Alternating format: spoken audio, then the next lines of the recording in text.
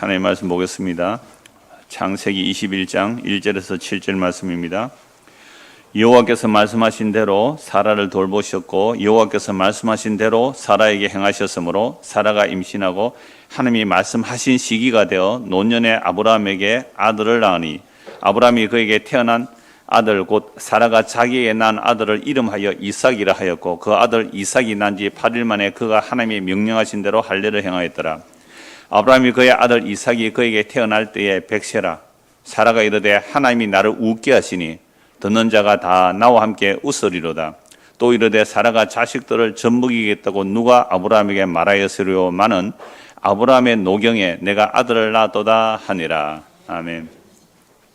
오늘 이 본문으로 언약을 따라서 19번째 아브라함 언약 5번째 말씀을 드리겠습니다. 오늘 본문은 드디어 이삭을 낳았죠. 이삭을 낳았는데요. 오늘 이삭을 낳은 사건 이전에 그 20장을 먼저 봐야 됩니다. 20장 1절 2절을 한번 보시죠. 20장 1절에서 2절입니다. 아브라함이 거기서 네게브 땅으로 옮겨가, 이 네게브는 남쪽 지역입니다. 광야와 같은 그런 땅이에요. 네게브 땅으로 올라가 가데스와 술 사이에 그랄에 거류하며 그의 아내 사라를 자기 누이라 하였으므로 그랄 왕 아비멜렉이 사람을 보내어 사라를 데려갔더니, 자, 아브라함이 애굽 왕 바로에게 자기 죽을까 싶어서 자기 아내를 누이라고, 물론 이복 여동생이기 때문에 그렇게 말을 했지만 엄연한 아내잖아요. 그런데 아내를 누이라고 해서 바로왕에 넘겼다가 오히려 하나님께서 바로왕을 책망하시죠. 그래서 바로왕의 아내를 돌려받고 많은 재물도 받았죠. 아내를 줄 때도 재물을 받았을 뿐만 아니라 아내를 돌려받을 때도 재물도 받고요. 그래서 이렇게 한번 경험을 했잖아요. 이것만 한 거 아니잖아요. 이미 바로왕의 경험, 소돔과 고모라 성에서 자기 조카 롯을 구해오는 그런 경험, 이런 놀라운 일들을 통하여 하나님께서 나를 불러내셨고 하나님께서 나에게 뭐라고 말씀하시면 팥을 매주로 쓴다 해도 이루어질 줄 믿습니다. 이 정도 믿음은 있어야 되는 거 아니에요? 그런데도 하나님의 약속을 못 믿으니까 결국 누구를 낳았어요? 언약, 짐승을 쪼개는 그 언약 체결을 자기는 보지요. 보고만 있어 하나님이 일방적으로 언약을 체결해 주셨으니까 이것을 내가 너에게 이루겠다. 여러분, 하나님께서 아브라함에게 약속하실 때는요, 아브라함에게 목숨을 요구한 게 아니라 하나님의 자기 목숨을 걸고 하나님의 자기 생명을 걸고 약속해 주셨어요. 세상에 이런 언약이 어디에 있습니까? 그 약속을 믿었단 말이에요. 왜? 이제는 하나님께서 내가 자식이 없지만 자식 준다 그러면 자식 줄 걸 믿고 땅 준다 그러면 땅 줄 걸 믿었단 말이에요. 그러니까 자식 준다니까 믿었으니까 그 믿음이 뭐로 여겨져서요? 의롭다. 그게 갈라디아서 3장 16절에 보면 아브라함이 하나님의 약속을 믿으니 그 믿은 씨는 바로 그리스도다라고 말이죠. 그러니까 아브라함은 장차 오실 누구를 믿었어요? 그리스도를 믿음으로 의롭다함을 받았어요. 너무너무 중요한 내용이에요. 아브라함은 아무 행위가 없어요. 그냥 하나님의 약속 못 믿고 짓고 하나님의 약속 비웃고 그런 사람인데요. 그런데 하나님께서 계속 훈련을 시키시니까, 야, 하나님이 나에게 뭐라고 말씀하시면 그대로 이루어지는 거구나. 요 정도 믿음이 있어서 하나님의 약속을 믿게 된 것은 이건 아브라함의 믿음이에요? 하나님께서 주신 믿음이에요? 그거죠. 그것도 몇십 년 걸려야 됩니다. 갈대 우르에서 부를 때는 몇 살에 불렀는지 몰라요. 하란에서 75세에 불렀으니까 수십 년이 지났다고 봐요. 수십 년 동안 겨우 하나 믿은 게 뭐라고요?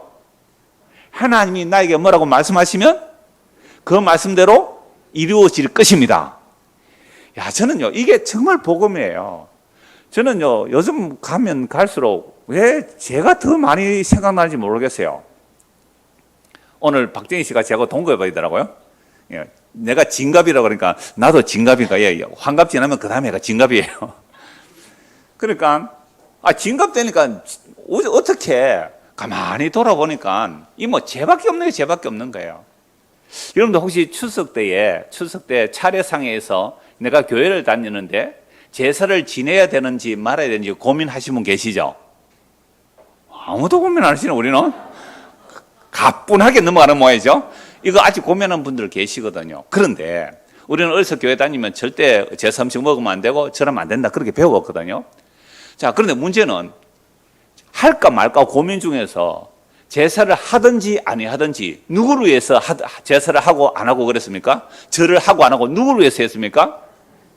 나를 위해서 했다는 거예요. 그러니까 내가 만약에 제사할 때 같이 절을 해서 하나님이 벌 좀 어떻게 할까 싶어서 두려워서 제사할 때 절 안 했으면 그건 하나님을 사랑한 거예요? 내가 벌 안 받으려고 한 거예요? 그러니까 그 누구 위해서 절 안 한 거예요? 자기 위해인 거잖아요. 그 다음에 내가 또 절을 함으로 나에게 어떤 반대급부가 있을 거다 생각하고 아버지가 유산 줄 때 절 안 한다고 안 주면 안 되잖아요. 그래서 절을 잘하면 유산 줄 것 같아서 절을 했다면 그것도 누구를 위해서 한 거예요?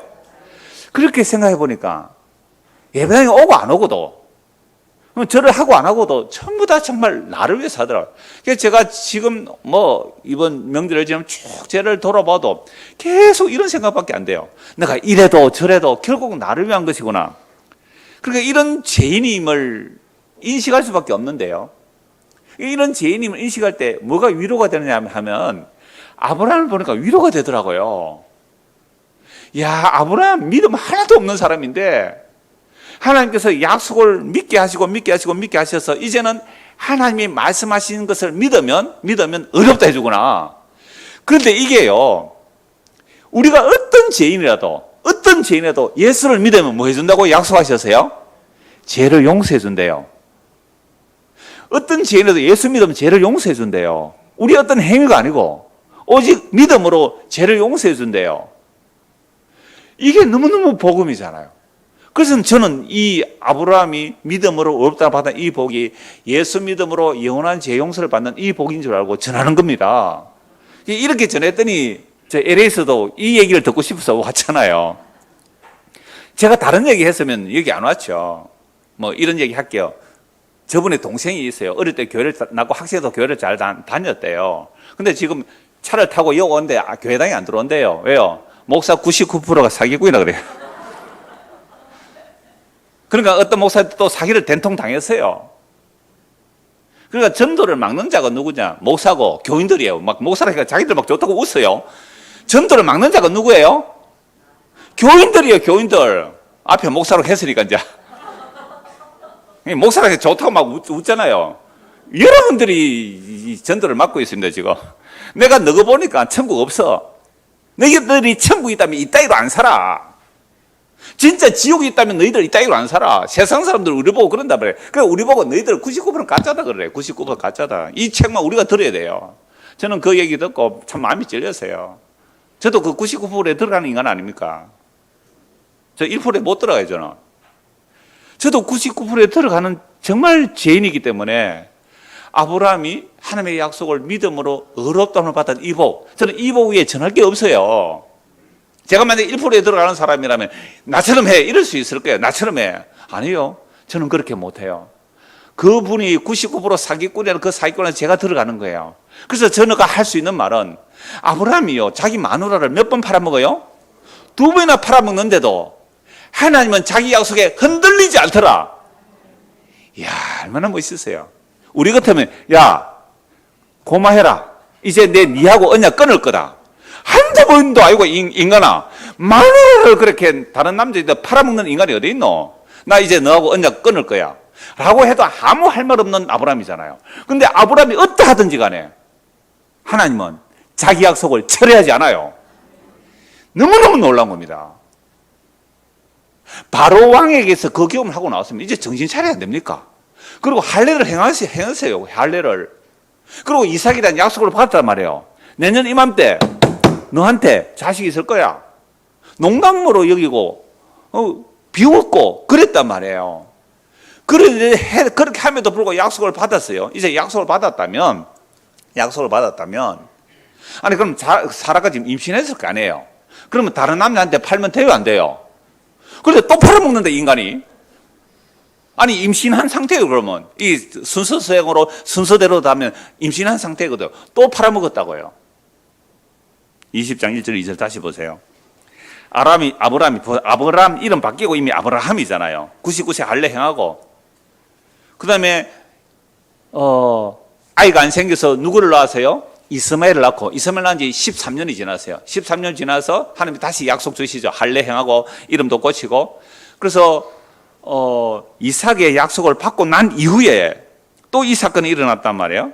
그래서 그랄에 거류했는데 그의 아내 사라를 자기 누이라 하였으므로 그랄 왕 아비멜렉이 사람을 보내어 사라를 데려갔더니 그 밤에 하나님이 아비멜렉에게 현몽하시고 그에게 이르시되 네가 데려간 이 여인으로 말미암아 네가 죽으리니 그는 남편 있는 여자임이라.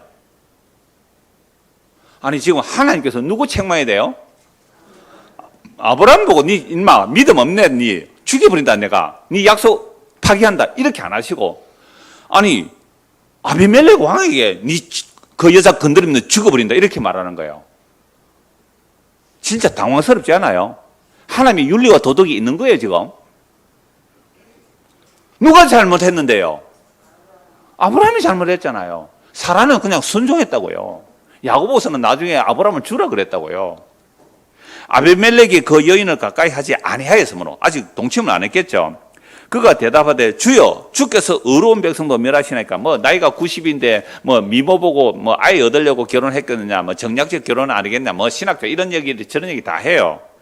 그런데 아비멜렉의 집에 왔기 때문에 여자를 취했다고 볼 수 있어요. 뒤에 보면 그 말씀이 나와요. 그래 아브라함이 그 여인을 가까이 안 했기 때문에 하나님께 대답하죠. 주여 주께서 의로운 백성도 멸하시나이까?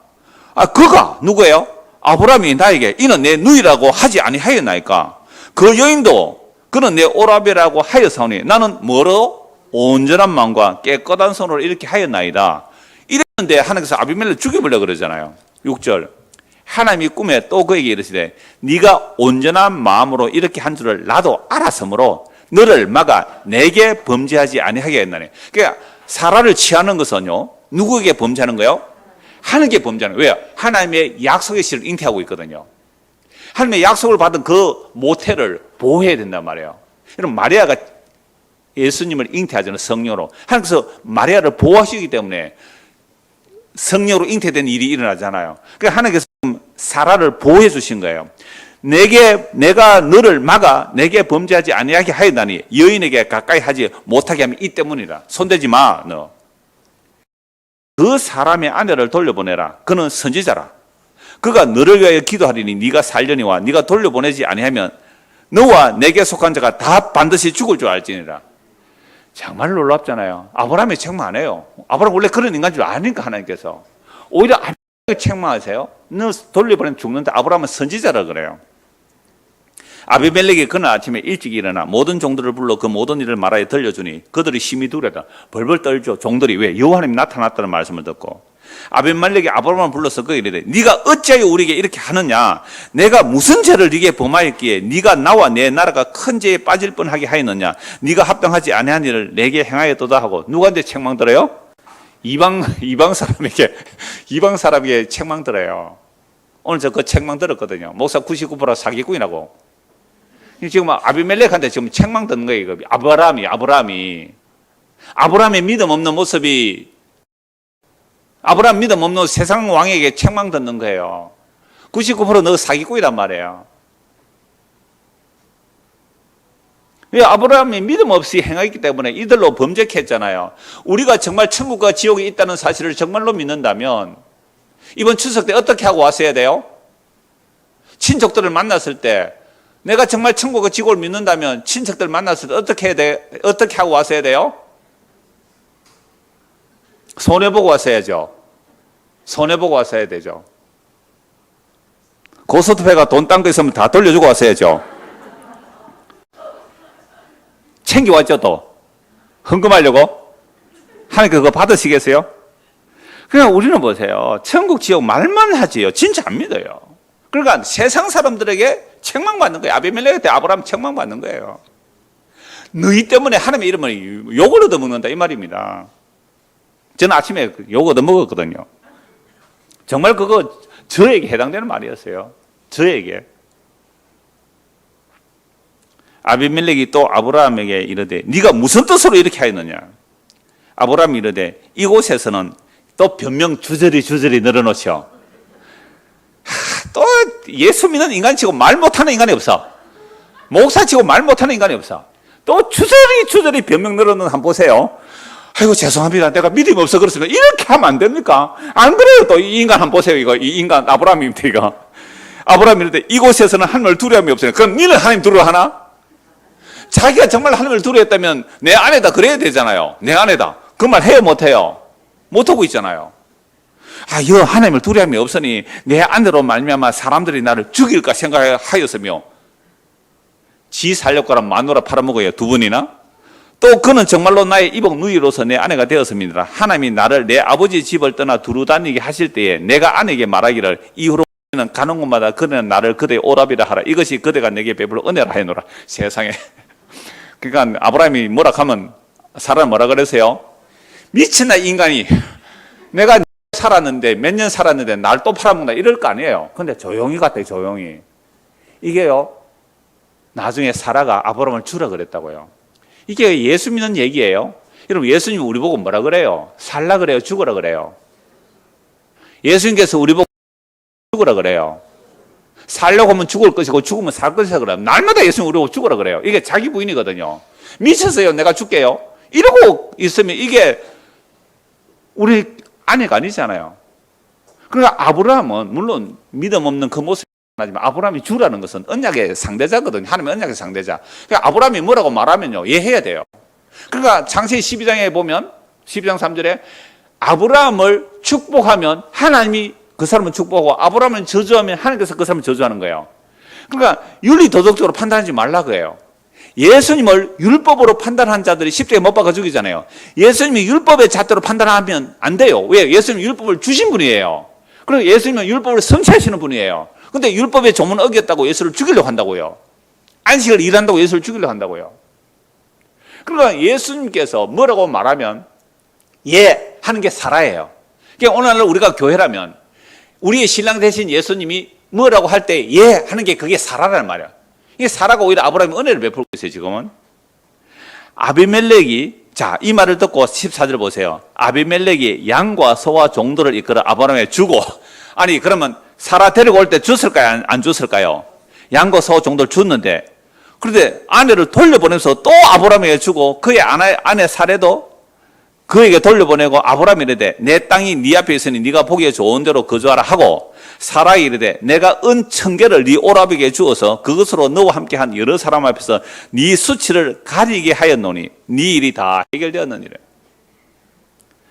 여러분, 참 아비멜렉이 놀랍게 이런 일을 하죠. 왜 이렇게 됐어요? 여호와 하나님께서 아비멜렉에게 꿈에 나타나셨기 때문에. 그래서 17절 아브라함이 하나님께 기도하며 하나님이 아비멜렉과 그의 아내와 여종을 치료하사 출산하게 하셨으니 여호와께서 이왕에 아브라함의 아내 사라의 일로 아비멜렉의 집에 모든 태를 닫으셨습니다. 아비멜렉의 집안에 태를 일부러 닫아두었다는 거예요. 아비멜렉과 여종에게 닫아두. 왜요? 아브라함 사건을 일으키기 위해서 하나님께서 이렇게 하신 거죠. 그래서 이 사라 사건을 통하여 아브라함이 기도해주고 그 집에 태가 열리게 되는 거죠. 그러니까 자기가 자식이 없기 때문에 사라를 지혜다 할 수도 있어요. 그렇기 때문에 이런 일들을 통해서 결국은 하나님께서 아브라함에게 약속하셨기 때문에 아브라함이 정말 체면 잃는 행위를 하죠. 아니, 하나님의 선지자라면서요. 하나님의 선지자라면서 수십 년을 믿음의 훈련을 했는데도 불구하고 또 아비멜렉에게 뭐라고 했어요? 자기 아내를 누이라고 팔아먹었잖아요. 또 돈 또 받아 또 부자됐네, 아브라함은. 그런데 이런 아브라함에 대해서 하나님께서 한마디도 책망 안 하신다는 거예요. 이게 놀라운 거예요. 왜 그럴까요? 너는 원래 그런 인간이야. 이거. 너는 원래 그런 인간이야. 물론 하나님께서 이미 너는 내 앞에서 행하여 완전하라 하고 이삭을 약속하시잖아요. 너는 내 앞에 행하여 완전하라는 그 뜻이 무엇이라고 했습니까? 너는 내 약속을 믿어라 했잖아요. 믿어라. 근데 아브라함은 그 약속을 조금 믿기도 했지만 안 믿는 것도 많잖아요. 그러면 안 믿었을 때 하나님께서 어떻게 하신다고요? 언약을 파기합니까? 언약을 계속 이어갑니까? 언약을 이어갑니다. 아브라함의 어떠함에 따라 하나님의 약속이 안 흔들린다는 거예요. 이게 언약에 신실하신 하나님, 자기 약속에 신실하신 하나님. 아브라함을 처음 불러내시고 언약 체결하실 때 이미 창세기 15장에서 자기 목숨을 걸고, 하나님이 자기 목숨을 걸고 언약을 체결했기 때문에 결코 아브라함을 버리지 않으시는 거죠. 결국은 자기 죽음으로, 하나님의 자기 죽음으로 아브라함을 살려내시겠다는 겁니다. 이게 언약의 신실함. 이걸 어디서 이루어내세요? 십자가로 이루어내시잖아요.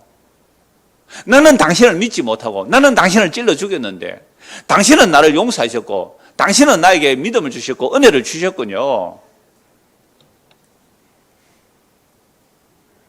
그래서 오늘 본문 21장 1절에서 2절 보십시오. 21장 1절 2절. 이제 성경 1절에서 2절 읽을 때 여러분들 무슨 말씀이 눈에 확 들어오는지 한번 1절 2절 제가 읽을 때 한번 보시기 바랍니다. 여호와께서 말씀하신 대로 사라를 돌보셨고 여호와께서 말씀하신 대로 사라에게 행하셨고 사라가 임신하고 하나님의 말씀하신 시기가 되어 노년의 아브라함에게 아들을 낳으니 무슨 말씀이 확 눈에 들어와요? 그렇죠. 말씀하신 대로 세 번 나오잖아요. 그러니까 아브라함 네가 무슨 짓을 해도 마누라를 2번 팔아먹어도 내가 너에게 약속한 대로 1절 2절 3번 나오잖아요. 이런 게 이제 눈에 확 들어와야 돼요. 이렇게 봐야 하나님은 자기가 말씀하신 대로 반드시 이루어내시는 약속에 신실하신 하나님이시구나. 이게 여호와예요. 여호와. 자기 약속에 전능하신 하나님, 자기 약속을 이루어내신 하나님. 그래서 여호와께서 말씀하신 대로 사라를 돌보시고 내년 이맘때 아이가 생기리라. 근데 아이가 생겼는데 또 아비멜렉 건드리면 안 되잖아요. 자기 약속 때문에 사라를 보호하는데 아비멜렉 혼을 냅니다. 여호와께서 말씀하신 대로 사라에게 행하셨기 때문에 보세요. 사라는요 결혼해서 수십 년 동안 아이를 못 낳았고 이미 나이가 90이에요. 폐경이라 폐경. 생리가 다 끊어져요. 생물학적으로 아이 못 낳아요. 하나님께서 재창조하신 거예요. 사라를 그러니까 생리를 회복시켜 주신 거예요. 그렇게 해서 이삭을 낳게 해주시다. 말씀하신 대로 돌보셨고 말씀하신 대로 행하셨기 때문에 사라가 임신했죠. 하나님이 말씀하신 시기가 되어 1년 몇 년 때에 아이를 낳으리라 해서 노년에 아브라함에게 아들을 낳으리니 아브라함이 그에게 태어난 아들 곧 사라가 자기에 낳은 아들을 이름하여 뭐라고요? 이삭이라. 하나님께서 이미 이삭이라고 이름 지으라고 하셨잖아요. 이삭이라 하였고 그 아들 이삭이 난 지 8일 만에 그가 하나님이 명령하신 대로 할례를 행하였더라. 아브라함이 그의 아들 이삭이 그에게 태어날 때에 100세라. 사라가 한번 읽을까요? 같이 6절. 사라가 이르되 하나님이 나를 웃게 하시니 듣는 자가 다 나와 함께 웃으리로다. 또 이르시되 사라가 자식들을 젖먹이겠다고 누가 아브라함에게 말하였으려마는 아브라함의 노경에 내가 아들을 낳았도다 하니라. 정말 놀라운 말씀이잖아요. 하나님께서 아브라함과 사라에게 내년 이맘때에 너에게 자식을 주겠다. 아브라함이 어떻게 했어요? 속으로 웃었죠. 이건 웃었으면요 사실은 하나님의 말씀 믿지 못한 실수죠. 실수. 참 하나님 농담하십니까 지금? 떠오르는 비웃음이에요. 아니 내가 지금 나이가 99세랍니다. 99세입니다. 그런데 자기는 100세라 그랬어요. 그리고 내 아내는요 90세인데요. 또 사라에게 하나님이 이 말씀 하니까 장막대에 있는 사라가 듣고 뭐라고요? 아이고 내가 지금 결혼해서 아이 한 번도 못 낳았고 폐경인데 어떻게 아이를 낳나 웃었다고요. 하나님께서 야 너 왜 웃었니? 안 웃었습니다. 야 정말 성경 재미 아니세요? 이런 거 보면 얼마나 인간의 모습을 적나라하게 드러냅니까? 안 웃었다. 그런데 내가 너에게 자녀를 주겠다. 1년 지났어요. 그 아비멜렉 사건도 그 안에 있었다고 봐요 저는. 하나님께서 돌보시고 말씀한 대로 돌보시고 말씀한 대로 잉태하시고 말씀 때가서 아이를 낳았어요. 이삭을 낳았어요. 이름은 하나님께서 지어줬잖아요. 이삭. 사라가 이르되 하나님이 나를 웃게 하시니 듣는 자가 다 나와 함께 웃으시로다. 주부 한번 보실래요? 제가 이 설교하다 주부 보시려고 하니까 저 외국에 듣는 분이 그 답답해서 좀 보여주면 좋겠다 이러세요. 확대하세요. 확대. 그래서 홈페이지에 제가 이미 주부를 미리 올립니다. 토요일 날 보면 되는데요. 어떤 그림을 보니까 사라의 웃음이라는 제목이 이렇게 나와 있어요. 되게 할머니죠. 되게 할머니죠. 그 아기를 안고 이제 웃고 있다 이렇게 표현하는데요. 그러니까 사라가 이르되 하나님이 나를 웃게 하시니 듣는 자가 다 나와 함께 웃으리로다. 아니 아브라함과 사라는 둘 다 하나님의 약속을 뭐 했어요? 비웃었어요 사실은. 그런데 정말 말씀대로 아이를 낳고 나니까 이름을 하나님께서 지어줬죠. 이삭. 그래서 제가 옛날 창세기 설교 때 그랬잖아요. 여러분 100살에 난 아들 품에 안고 이삭을 하루에 몇 번 불렀을까요? 성민아 100살에 아들 낳았어. 하루에 이삭을 몇 번이나 불렀을까? 아빠 엄마가 너를 늦게 좀 낳아서 아빠 엄마가 너를 낳고 성민이라고 하루에 이름 몇 번 불렀을까? 성민아 성민아 성민아 성민아 똥을 넣어도 성민아 성민아 오줌을 넣어도 성민아 성민아 조아가 얼마나 거룩한 백성이라고 부르는지 아니? 백성이 나서 얼마나 기뻤을까? 이삭아 이삭아 이삭아 자, 이삭이라고 이름 부를 때마다 두 가지가 생각나야 돼요. 하나는 뭐예요? 나는 하나님의 약속을 웃었지만, 비웃었지만, 믿지 않았지만, 하나님은 나에게 무엇을 주셨어요? 참 웃음을 주셨군요. 놀라운 거예요. 참 웃음을 주셨군요. 제가 이거 십자가 얘기를 그랬잖아요. 예수님 십자가에 죽으실 때에 사람들이 예수를 보고 어떻게 해요? 그 매 맞고 십자가 지고 갈 때 사람들은요, 그 예수님 고문할 때 어떻게 해요? 침을 뱉고, 사람의 얼굴에 침 뱉었다고요. 그것도 하나님이 사람이 대신 예수의 얼굴에 침을 뱉었어요. 눈을 가리고 주먹을 때리면서 뺨을 치면서 네가 선지자라면 누가 때렸는지 알아맞혀봐. 온갖 조롱 학대를 다 하고요. 십자가에 매달려 죽을 때 사람들은 전부 다 고개를 도리질하면서 네가 하나님의 아들이라면 내려와라.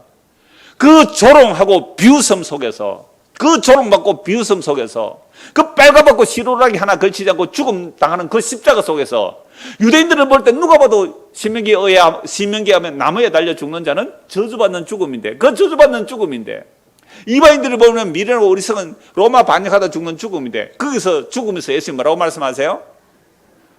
다 이루었다. 다 이루었다. 그리고 나중에 부활 성천하셔서 성령을 임하고 나니까 성령 임한 사도들이 전하는 내용이, 너희가 십자가 못 박혀 죽인 예수를 하나님이 다시 살리셨다. 우리는 그를 조롱하고 메시아가 아니라고 죽여버렸는데 하나님이 그를 살리시고 부활 성천하셔서 성령을 부어주셨어요.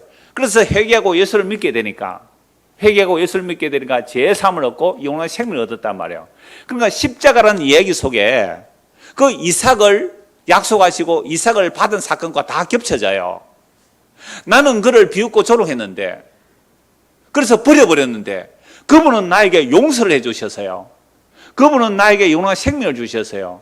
이게 십자가 위에서 뭐라고요? 다 이뤘다는 거예요. 얼마나 놀라운 복음이에요. 얼마나 놀라운 복음이에요. 다음 주에 이삭을 제물로 바치는 사건을 3도 보겠습니다만은, 정말 하나님께서 아브라함을 통하여 어떻게 믿음 없는 사람을, 우상 숭배하는 사람을 믿음의 사람으로 만들어내는지 그걸 보여주면서 할례인의 조상도 되고 무할례인의 조상도 된다고 말씀하세요. 그건 나중에 갈라디아서 결론을 3도 보겠습니다만은, 이제 창세기 21장 8절에서 13절 한번 보십시오.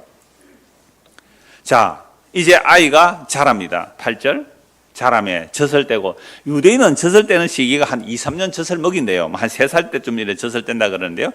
아이가 자라매 젖을 떼고 이삭이 젖을 떼는 날에 아브라함이 큰 잔치를 베풀었더라. 사라가 본즉 아브라함의 아들 애굽 여인 하갈의 아들이 이삭을 놀리는지라. 그럼 이스마엘은 이때 몇 살쯤 됐을까요? 최소한 15세는 넘었겠죠. 최소한 15세는 넘었을까요? 그러니까 이스마엘 13살 때 하나님께서 아브라함이 나타나셔서 이삭을 약속했기 때문에 최소한 15세는 넘었단 말이에요. 그러니까 이스마엘은요, 지금까지는 아브라함의 뭐예요? 아들, 유일한 아들이에요. 아브라함의 유일한 아들이에요. 그러니까 아브라함의 재산은 다 누구 거예요?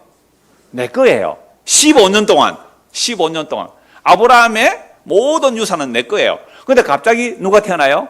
이삭이 태어나요. 자기도 알 거예요. 15살 때쯤 되면 알아. 하갈, 그죠? 애굽에서 난 종의 아들이고, 이삭은요, 누구의 엄마가? 본처. 그럼 본처의 아들이 태어나면 유산을 아버지가 누구한테 물려줄까요? 본처 아니라도 조금 물려주겠죠. 그런데 본처에게 물려줄 거 아니에요. 그러니까 얼마나, 이 본능인데, 인간은요. 그래서 남자, 자식이 있는 사람, 그러니까 남자든 여자든 하나뿐인데, 주로 남자들이 권력 다툼이 많으니까 남자 아들 하나 있는데, 둘째 아들이 태어났어요. 그러면요, 그 장남은 이렇게 생각한대요. 내 왕위가 찬탈되었구나. 그래서 막 엄마 볼 때 꼬집고 그런데 때리고 막 이런단 말이에요. 왜? 내 왕위가 찬탈되었다고. 이 이스마엘이 15살인데 이삭이 얼마나 믿겠어요? 젖됐다고 잔치한테 가서 막 때리고 꿀밤 주고 막 그랬겠죠. 막 밉다고 말이죠. 이거 사라가 봤죠. 그래서 10절, 그가 아브라함이 이르되 이 여종과 그 아들 내어 쫓으라. 이 종 내 아들 이삭과 함께 기업을 얻지 못하리라 하므로 아브라함이 그의 아들로 말미암아 그 일이 매우 근심이 됐다. 이스마엘도 뭐예요? 자기 자식 아니에요. 물론 하갈에서 얻었는데, 아니 하갈을 누가 주세요? 사라가 주놨고 자기가 또 아들 낳으니까 어떻게 해요? 하갈하고 아들 내쫓 라는 식의 윤리 도덕적으로 보면 이 본문은 해석이 안 돼요. 사라 참 못됐다 이렇게 말할 수 있잖아요. 성경 그 얘기를 하려고 하는 게 아니에요. 뭘 얘기하려고요? 나중에 갈라디아서 4장에서 확인할게요. 쫓아라. 그래 아브라함이 근심이 됐는데 12절 보세요. 같이 한번 읽을까요? 하나님이 아브라함에게 이르시되 네 아이나 네 여종으로 말미암아 근심하지 말고 사라가 네게 이런 말을 다 들으라.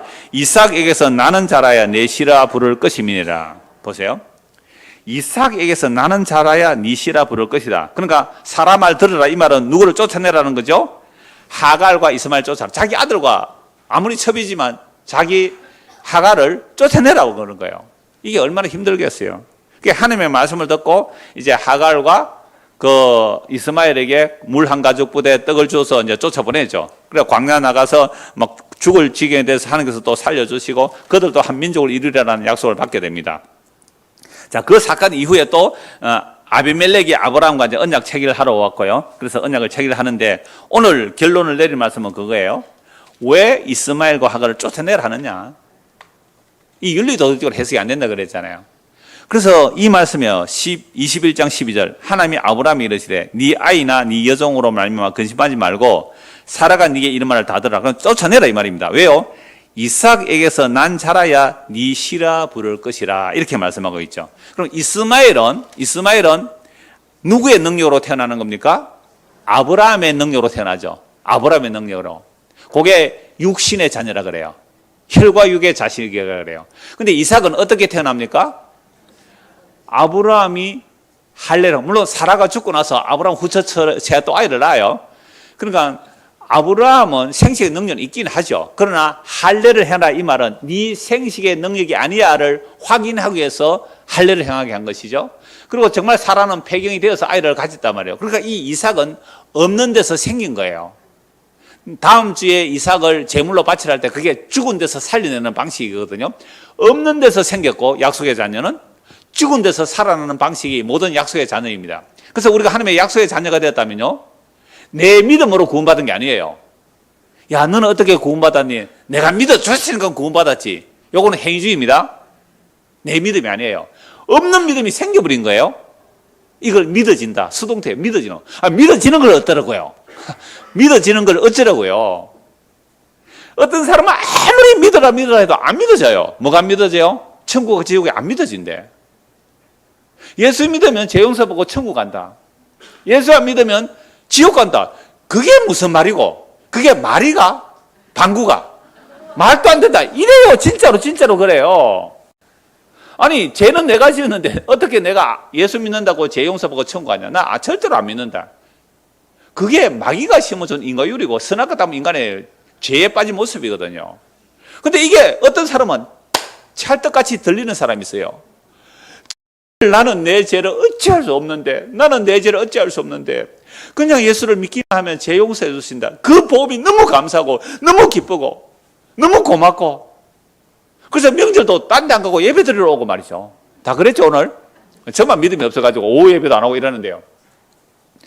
그 은혜가 감사해서 예배하는 것이고 그 은혜가 감사해서 전도도 하고 봉사도 하는 것이지, 내 어떤 행위로 되는 게 아니란 말이에요. 내 행위로 되는 그게 육신의 자녀예요. 그게 이스마엘이잖아요. 그런 이스마엘은 쫓겨나야 돼. 이걸 계시하는 겁니다. 단지 윤리 도덕적으로 그 어떻게 사라가 아브라함이 그럴 수 있나, 자기 아내고 또 자기 아들인데 쫓아내는 아니에요. 그 얘기가 아니에요. 이걸 이제 갈라디아서 4장에 봐야 확실히 결론이 내려집니다. 갈라디아서 4장을 한번 보십시오. 신약 성경 갈라디아서 4장입니다. 자, 찾으십시오. 학생들도 갈라디아서 4장 보세요.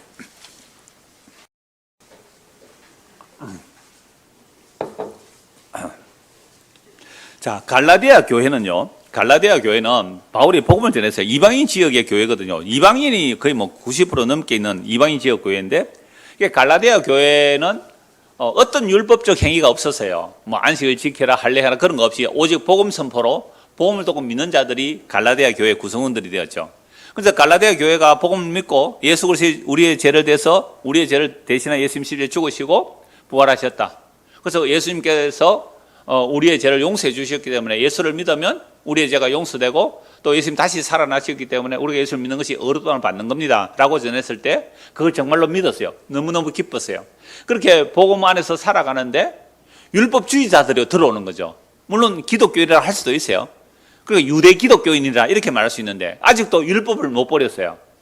갈라디아 와가지고 교회 너희들은 안식을 안 지키니 날과 달과 절기를 지키라. 특히 너 할례 왜 안 해? 할례 안 하면 하나님의 백성 아니야.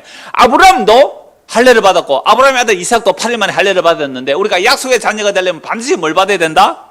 할례 받아야 된다. 할례 안 받으면 안 된다 하고 할례를 전하는 거죠. 그래서 이 소식을 들은 바울 사도가 갈라디아에 편지를 보내는 거예요. 너희가 다 만약에 다시 할례 받는다면 율법 다 지켜. 율법 다 지켜. 만약에 할례를 받는다면 너희는 그리스도에 끊어지는 거야. 예수 믿음으로 의롭다 받는데 예수 믿음을 버려버리고 다시 할례 행한다고 다시 날과 달과 절기를 지킨다고 그렇다면 너희들은 그리스도에 끊어지는 거야. 막 책망하는 내용이거든요. 그러면서 이제 하갈과 사라에 대한 이야기를 이렇게 설명해요. 21절 보십시오. 갈라디아 4장 21절.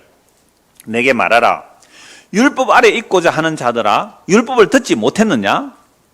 기록된 바 아브라함에게 두 아들이 있으니 두 아들이 하나는 율법이고 하나는 복음이다 이 말입니다. 두 아들이 있으니 하나는 여종에게서 하나는 자유 있는 여자에게서 낳았다 하였으며 여종은 누구예요? 하갈.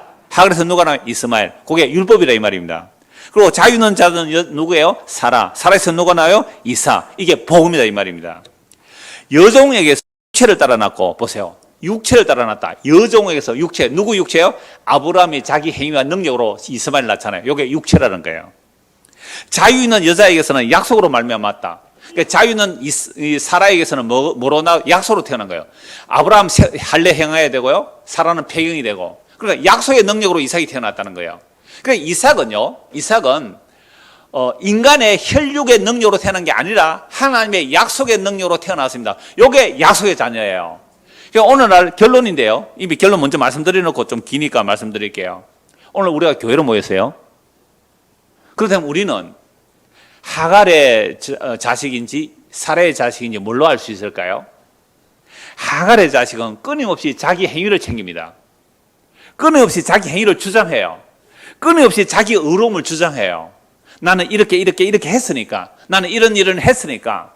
심지어 복음 듣는다는 교회 오는 사람은 나는 그래도 복음 듣고 왔으니까, 나 복음 알아들었으니까, 복음 듣는다는 그것조차도 자기 의를 삼을 수 있어요. 이게 육체로 태어난 자녀들이에요. 그런데 약속의 자녀, 이삭의 자녀는 어떻게 말하냐면요. 나 행한 것 죄뿐입니다. 정말 나 행한 것 죄뿐입니다.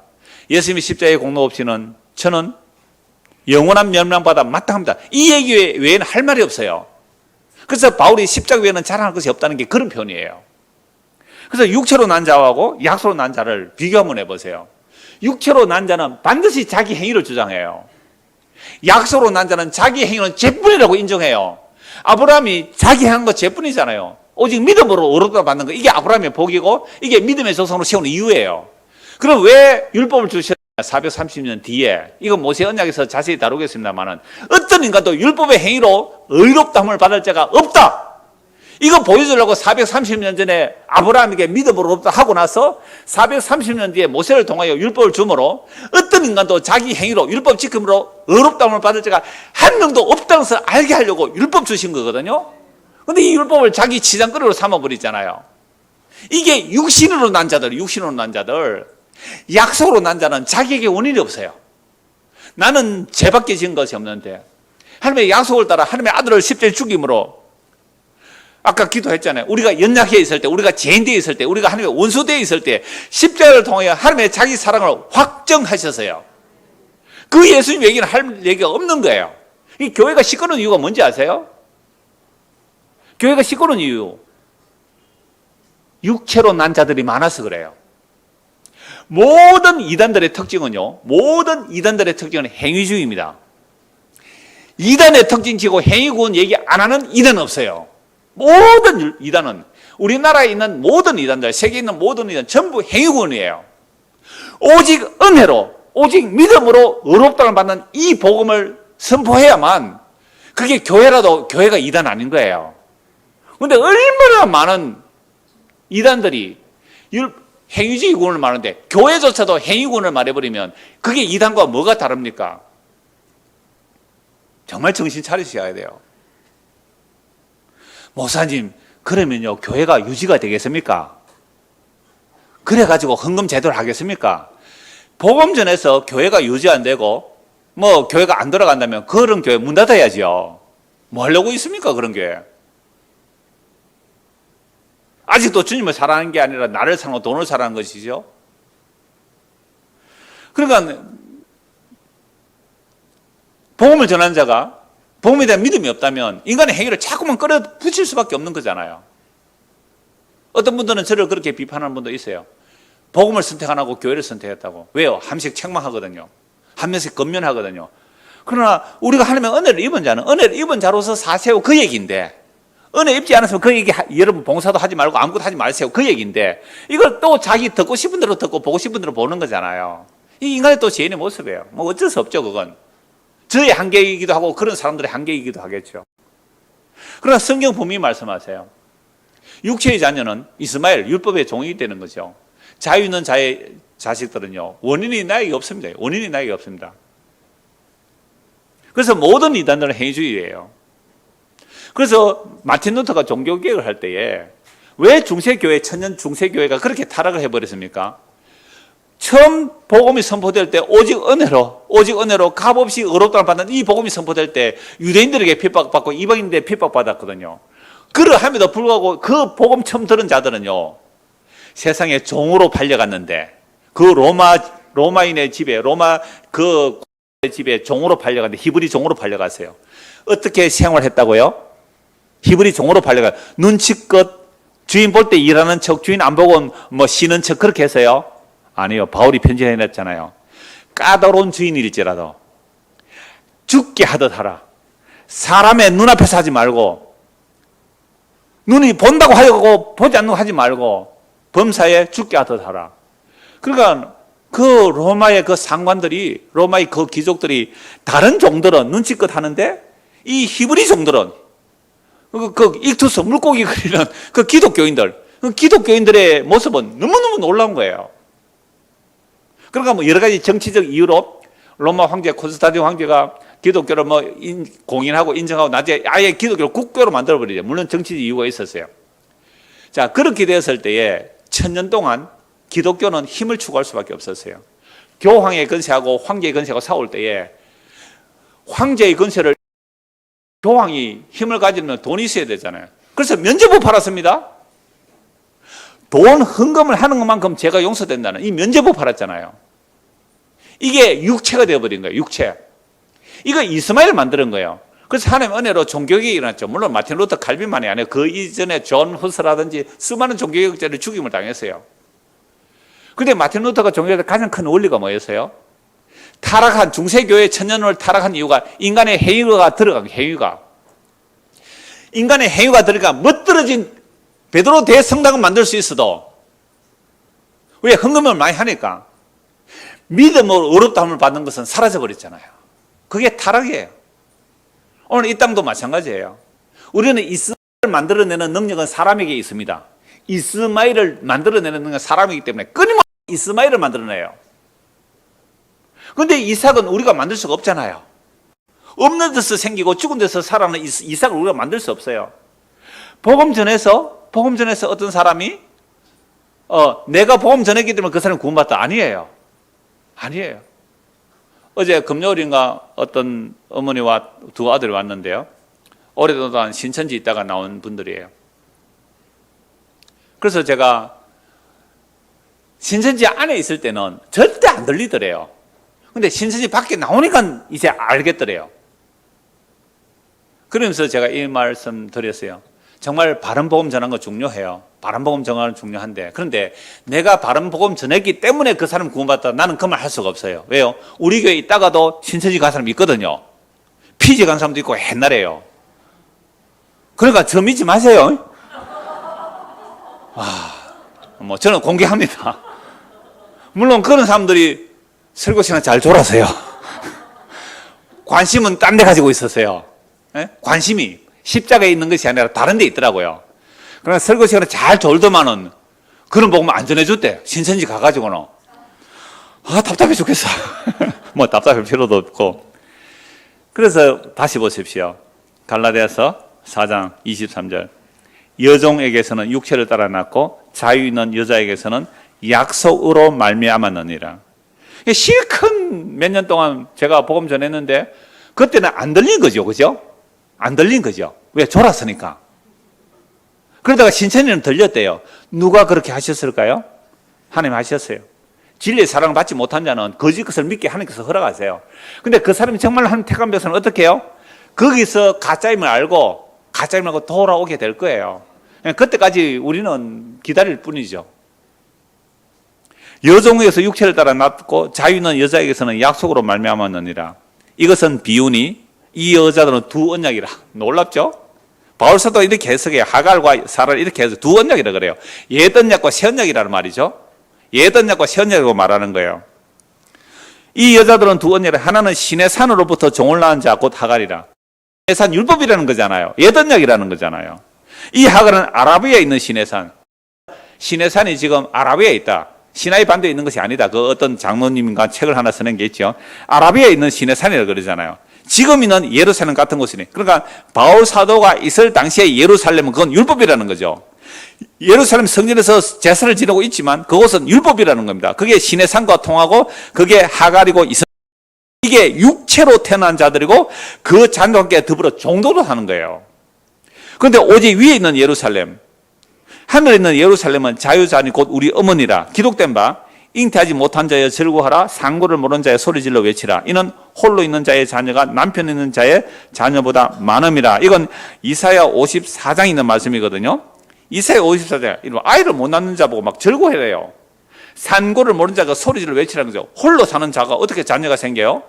홀로 사는 자녀의 자녀가 남편 있는 자의 자녀보다 많다. 이거 뭐예요? 없는 데서 생기는 방식. 그죠? 없는 데서 생기는 게 약속의 자녀예요. 그러니까 오늘 저와 여러분들이 자, 테스트 마지막이니까 내가 약속의 자녀인지 내가 육체로 난 자인지 어떻게 알 수 있을까요? 이때까지 설교했는데 그거 정리가 안 돼요. 내가 약속의 자녀인지 내가 육체로 난 자인지 어떻게 알 수 있을까요? 이 대답하면 설교 끝낼게요. 내가 약속의 자녀라면요, 나는 믿음이 하나도 없는 사람이라는 고백이 나오죠. 나는 믿음이 하나도 없는 사람인데 어떻게 믿어지네요. 이상하네요, 그거. 이거 어디서 온지 모르겠어요. 이게 약속의 자녀. 여러분 또 받아 적어가지고 나중에 또 뭐 말을 대답합니다. 이거 받아 적어가지고 대답하면서 자기는 약속의 자녀. 요거 말하고 육체의 자녀입니다. 근데 육신의 자녀는요, 우리가 3대째 믿는 집안이라고, 4대째 믿는 집안이라고, 우리 아버지 어머니가 그렇게 기도하더니 내가 돌아왔다고. 전부 다 원인을 어디에 둬요? 인간에게 둬요. 그게 육체의 자녀예요. 근데 우리가 말하다 보면요, 꼭 그런 말 나와요. 그러니까 제가 부모님 예수님을 안 믿었는데 한 번씩 설교실을 그랬잖아요. 우리 외할아버지가 예수를 믿었다고. 어머니가 예수를 믿은 중간에 제가 나중에 커서 알았는데요. 그러니까 이런 얘기하면, 야, 우리 집안에서 뭐 명절에 모이면, 지금은 잘 안 모이지만 옛날 부모에게도 명지면 이렇게 우리 큰 누나가, 야, 네가 목사가 된 것은 그 외할아버지 믿음이 있었구나, 이렇게는. 외할아버지 믿음이 있었구나. 이렇게. 이게 뭐예요? 이게 육체를 자랑하는 거예요. 이게 육체예요? 여러분, 그런 얘기 평소에 합니까, 안 합니까? 야, 아버지 엄마가 장로도 큰 사도만은 니도 이제 장로가 되네, 막 이런 거 있잖아요. 그게 육체라니까? 장로 권사 뽑을 때 우리 약속으로 뽑아요? 육체로 뽑았어요? 우리가 다 그런 거예요. 이거 자랑 안 할 수가 없어요. 내 혈육으로 따라 살아요. 자, 그래서 보세요. 형제들아, 너희는 이삭과 같이 약속의 자녀라. 그러니까 약속의 자녀라는 원인이 어디에 없다? 나에게 없다. 우리 아버지에게도 없고 우리 할아버지에도 없고. 원인은 아버지와 아들의 약속 때문에 일어납니다. 그래서 이미 창세전에 올라가 버리죠. 창세전에 아버지와 아들의 약속 때문에 오늘 우리가 때가 되어 태어났고 때가 되어 복음이 들리고 예수 믿게 된 것이니까 원인이 나에게 없습니다. 이게 뭐라고요? 약속의 자녀. 형제들아, 너희는 이삭과 약속의 자녀라. 그러나 그때에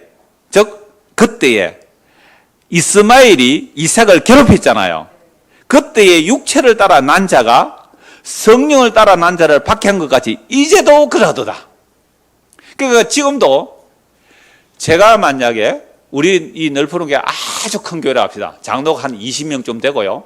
교인들이 한 2,000명 좀 되고요. 그런 교회에 와서 제가 이 복음의 설교를 했다면 저는 어떻게 됐을까요? 벌써 쫓겨났죠. 당신은 교회를 말아먹는 사람이라고. 그렇게 해서 교회가 부흥되겠느냐고. 우리가 당신을 월급 주고 데려온 것은 지금 교회보다 배나 더 성장시키러 데려왔는데 당신은 교회를 완전히 반토막 낸다고, 반에 반토막 낸다고, 당장 나가시오. 당에 모이가 당장 쫓아낼 거예요. 근데 제가 올 때는요, 장로도 없었으니까 왔겠죠? 장로도 없었으니까. 그러니까 육체를 따르는 자가 성령을 따르는 자를 박해한 거야. 이제도 그러하도다. 똑같아요, 지금도. 그러나 성경이 무엇을 말하느냐? 여종과 그 아들 내쫓아라. 여종의 아들이 자유 있는 여자의 아들과 더불어 유업을 얻지 못하느니라 하였느니라. 그런즉 형제들아, 우리는 여종의 자녀가 아니요 자유 있는 자의 자녀니라. 이게 단지 윤리도덕적으로 해석할 게 아니라 약속의 자녀와 육체의 자녀를 정말 세밀하게 잘 나누고 있잖아요. 그래서 할례도 잠시 더 보고 마치겠습니다. 갈라디아서 5장 보십시오. 5장 1절입니다. 그리스도께서 우리를 자유롭게 하려고 자유를 주셨으니 그러므로 굳건하게 서서 다시는 뭘요? 종의 멍에 매죠. 이건 갈라디아 교인들 보고 너희들이 복음으로 예수님의 십자가의 죽음으로 우리가 자유를 주셨는데 왜 다시 종의 멍에 다시 이스마엘이 되려고 하니? 될 수도 없어요. 될 수도 없는데 왜 그렇게 유혹에 넘어가니? 이 책만 하는 거예요. 이스마엘이 된다는 것은 종으로 돌아가는 것은 종으로 돌아가면 다시 할례를 행하고 날과 달과 절기를 지킴으로 또다시 종으로 가는 거잖아요. 이건 예수님의 십자가를 헛되게 하는 아주 반역이고 배신이 이거란 말이에요. 그래서 바울이 이렇게 말합니다. 보라, 나 바울은 너희에게 말하노니 너희가 만일 할례를 받으면 그리스도께서 너희에게 아무 유익이 없느니라. 여러분, 우리가 예수 믿고 나서 예수님을 지금까지 오면서 내가 행한 것들을 나의 어떤 공로로 삼고 있으면 그거 다 쓰레기니까 버리십시오. 오늘 아침까지 산 것도 다 버리셔야 돼요. 왜요? 나는 명절인데 일찍 와서 예배 왔잖아. 그거 버리세요. 그게 끊임없이 우리에게 차곡차곡 쌓이게 되면요, 이걸 가지고 남을 판단 정죄한다고요. 로마서 읽었죠? 남을 판단 정죄, 그거 가지고. 그러니까 누구까지 판단 정죄해요? 예수까지 판단 정죄하고 죽이는 죄를 짓는 거예요, 그게. 그러니까 할례를 행한다면 예수님하고 나하고 아무 상관없는 거예요. 내가 할례를 받는 각 사람에게 다시 증언하노니 그는 율법 전체를 행할 의무를 가진 자라. 율법 안에서 의롭다함을 얻으려 하는 너희는 그리스도에서 끊어지고 은혜에서 떨어진 자로다. 너무너무 무슨 말씀 아니에요? 바울이요, 내 동족이 구원받는다면 내가 그리스도에서 끊어질지라도 원하는 바로다 그랬거든요. 가장 큰 저주가 뭐예요? 가장 큰 저주가 그리스도에서 끊어지는 거예요. 그건 지옥 간다는 말이거든요. 바울이 물론 그리스도에서 끊어지지 않음을 알아요. 그러나 가장 큰 저주는 그리스도에서 끊어지는데 내가 그리스도에서 끊어질지라도 내 동족이 회개하고 예수 믿기를 원한다, 이 얘기를 한 거거든요. 왜? 율법을 받았잖아요. 선지자들이 그들에게서 나왔잖아요. 그리스도가 그들에게서 나왔잖아요. 그러니까 예수님을 제대로 알면 회개하고 예수 믿을 텐데 그게 너무 안타까운 거예요. 자기도 그랬던 사람이니까, 자기도 예수 믿는 사람 잡아 죽인 사람이니까. 그래서 여러분들이 그리스도를 알고 믿는다면 내가 그리스도가 끊어질지라도 내가 원하는 바라도 했단 말이에요. 그리스도가 끊어지기 가장 큰 저주인데 어디로 돌아? 율법 안에서 자기 행위로 의롭다함을 받으려고 한다면 그건 그리스도가 끊어지고 은혜에서 떨어진 자라고 하는 겁니다.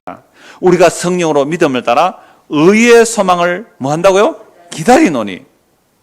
그래서 우리가 거듭났다면 이제 의의 소망을 기다리는 거예요.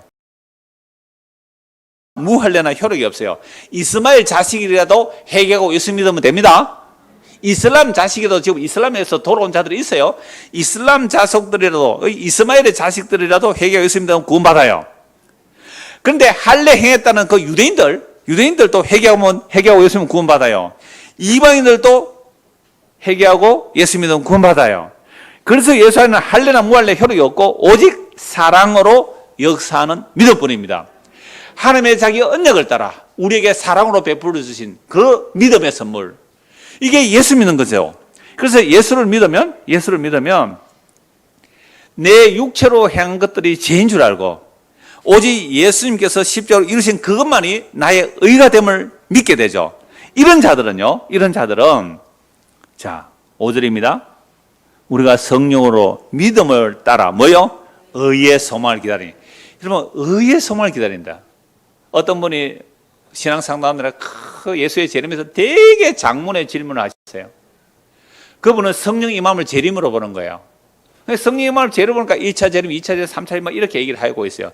그런데 성령이 임한 것을 재림이라고 하는 되고요. 그걸 강림이라 해요. 성령 강림.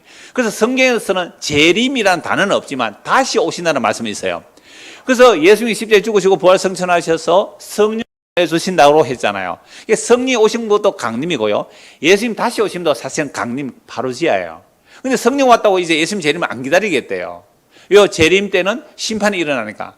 그러나 예수님 재림하는 순간에 하나님의 자기 백성들은 생명의 부활로, 믿지 않는 자는 심판의 부활로 나오거든요. 그러니까 우리가 성령이 임했다면, 거듭났다면 반드시 뭘 기다려야 된다고요? 의의 소망을 기다리는 거예요. 우리가 예수를 믿음으로 의롭다함을 받았죠.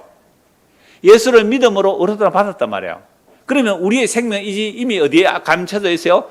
예수 그리스도 안에서 하나님의 보좌 우편에 감춰져 있어요. 그래서 우리 주 예수 그리스도께서 나타나실 그때 너희도 어떻게 나타나리라? 영광 중에 나타나리라. 그 소망을 가지고 살아가는 자들이 약속의 자녀들이죠. 한 것 보고 말씀 마무리하겠습니다. 빌립보서 보겠습니다. 빌립보서 3장. 빌립보서 3장 17절. 형제들아, 너희는 함께 나를 본받으라. 그리고 너희가 우리를 본받은 것처럼 그와 같이 행하는 자들 눈여겨보라. 그러니까 지금 복음을 듣는 자들에게 말하는 거죠. 나를 본받으라. 그럼 바울은 예수를 본받았으니까 말하고 우리를 본받은 것처럼 그와 같이 행하는 자들 눈여겨보라. 복음 전하는 자들 눈여겨보라. 눈여겨보라. 그러니까 아까 어떤 분이 그랬잖아요. 99% 사기꾼이라고. 진짜 분별 잘 해야 돼요. 저도 99%에 들어간다 그랬습니다. 잘 살펴보셔야 돼요. 내가 여러 번 너에게 말하였거니와 이제도 눈물을 흘리며 말하노니 여러 사람들이 그리스도의 십자가에 뭐로요? 원수로 행하냐. 그리스도의 십자가에 원수로 행한다는 것은 우리가 갈라디아서 보았을 때는 다시 율법주의로 돌아가는 거예요. 또 다른 욕망으로 살아가는 자들도 그리스도의 원수들이에요. 19절 보세요. 그들의 마침은 멸망이요 그들의 신은 배요. 자기들이 주여 주여 신이라고 불렀는데 그게 자기 욕망을 따라 불렀어요. 그게 자기 신이라고 섬겼는데 자기 욕망이라는 배를 신으로 섬겼잖아요. 그래서 그 영광은 그들의 부끄러움에 있고 어디에 일을 생각해요? 땅에 일. 교회 와서 주여 주여 불렀는데 하나님 예수님 다 불러도 성님 다 불러도 그들이 땅의 일을 생각하고 자기들의 욕망을 위해서 살았다면 그건 부끄러운 것들이에요. 그건 멸망이란 말이에요. 그러나 약속의 자녀는 육체로 난 자는요 이 땅의 영광을 취할 수밖에 없어요. 이스마엘 같은 자란 말이에요. 약속의 자녀, 없는 데서 태어난 하나님의 은혜로 주어진 그런 약속의 자녀는 시민권이 어디에 있다고요? 하늘에 있는, 우리의 시민권은 하늘에 있는지라 그 기로부터 구원하는 자, 곧 주 예수 그리스도를 기다리죠. 그럼 우리가 구원받았으면 성령이 오기를 기다려요? 주 예수를 기다려요? 주 예수 그리스도. 그래서 성령 임한 자들은 반드시 거듭나게 되고 이들은 하늘의 시민권이 있기 때문에 반드시 위로부터 우리 주 예수 그리스도를 기다리게 되어 있습니다.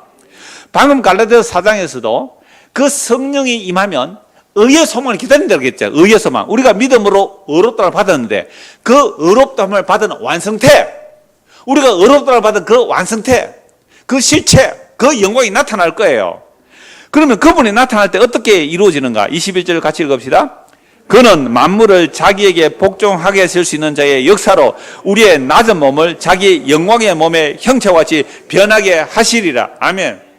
오늘 80세 된 어머니, 이게 더 가슴 절절하게 와닿아야 돼요. 80세, 90세 된 분들이 이게 더 가슴 절절히 와야 돼요. 내가 늙어도 괜찮아. 몸을 못 움직여도 괜찮아. 내 안에 예수라는 그 생명이 내가 한 것도 아닌데 하나님께서 창세전에 그리스도 안에서 약속하신 것을 때를 따라 나에게 주셨기 때문에 나에게 원인이 없는데 내가 이런 놀라운 약속의 자녀가 되었구나. 내가 예수를 믿음으로 제사받았구나. 나는 그를 비웃고 조롱했는데 그분은 나를 용서하시고 사랑하셨구나. 그 사랑이 심겨진 자들은 반드시 이 소망을 가집니다. 그가 나타나실 때, 거기로부터 나타나실 때 우리의 의의 소망, 그 영광이 있을 때 우리의 이 썩을 몸이 아니라, 이 죽을 몸이 아니라 썩지 않으려고 거룩하고 영광스러운 몸, 부활해서 40일 동안 계시던 그 몸 아니에요. 그 몸도 놀라운 시공간을 초월하는 몸이 있지만 그 몸이 아니라 영광 받으신, 성귀하신, 높아지신 그리스도, 그 영광의 주님. 요한조사도 보고 죽어서 엎드려져 죽은 자 같이 되는 그 영광의 주님. 그 영광의 형상을 우리가 덧입게 될 거예요. 우리의 몸이 그 영광의 몸의 형체에 변하게 될 이 소망을 가지고 살아가는 자들이 뭐라고요? 약속의 자녀. 예수 믿는 사람. 그러니까 이런 사람들은 내 몸이 늙어감을 한탄해요? 기뻐해요? 진짜요? 내 몸이 약해짐을 기뻐해요. 왜요? 하루 더 가까워졌지요. 하루 더 그 영광의 날이 가까워졌잖아요.